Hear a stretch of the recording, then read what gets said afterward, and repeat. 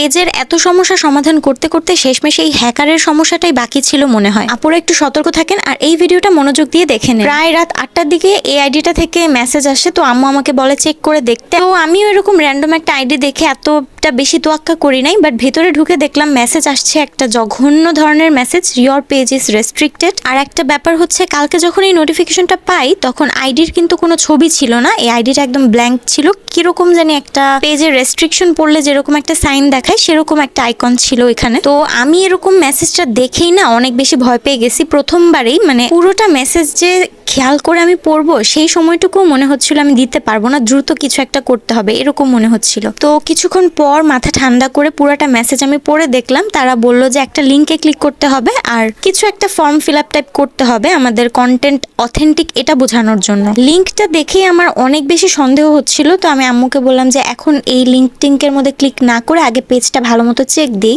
আর একটা মজার ব্যাপার হচ্ছে, নিচে ওনারা লিখে দিছিল যে 24 ঘন্টার মধ্যে যদি যোগাযোগ না করি তাহলে কিন্তু আমাদের পেজটাকে তারা লক করে দিবে সব সময়ের জন্য, প্লাস যে আইডি দিয়ে এই পেজটা খোলা হয়েছে সেই আইডিটাও লক করে দিবে। মানে কি তাড়াহুড়া তাদের, যোগাযোগ করবে, ফর্ম ফিল আপ করবে, তারপর তারা আমাদের পেজটা হ্যাক করে নিয়ে চলে যাবে আর আমরা বসে বসে দেখবো খালি। এইভাবে পেজ হ্যাক করার ট্রেন্ড কিন্তু এখন অনেক বেশি চলতেছে। আমি জানতাম না, আমি এই মেসেজটা পাওয়ার পর ইউটিউবে একটু ঘাটাঘাটি করে দেখি, তারপর বুঝতে পারি অনেকের সাথেই কিন্তু এই অ্যাক্সিডেন্টটা হচ্ছে। কারণ অনেকে নিজের শখের পেজটা মানে চলে যাবে এটা শুনেই না অনেকে লিঙ্কে ক্লিক করে ধুর করে একদম ফর্ম ফিল আপ করে দিয়ে দেয়। ফর্ম ফিল আপ না কচু একটাই, এখানে আসলে আপনার পাসওয়ার্ড যাবে, হ্যান ত্যান ইমেল এসব নিয়ে কিভাবে জানি আপনার পেজটা নিয়ে চলে যাবে আপনি নিজেও বুঝবেন না। আমি অনেক বেশি ভয় পাইছিলাম, তারপর ভাবলাম যে 24 ঘন্টা টাইম তো দিছে যোগাযোগ করার জন্য, আগে আমি আমার পেজটা চেক দিয়ে নেই তারপর দেখবো কি সমস্যা। আর তারপর তো ঘাটাঘাটি করে আমি বুঝেই গেলাম যে এটা আসলে একটা ফাঁদ। আজকে ভিডিও বানানোর আগে আমি সেই মেসেজের স্ক্রিনশটটা নিতে গিয়ে দেখি প্রোফাইল পিক চেঞ্জ, মানে একদিনেই তারা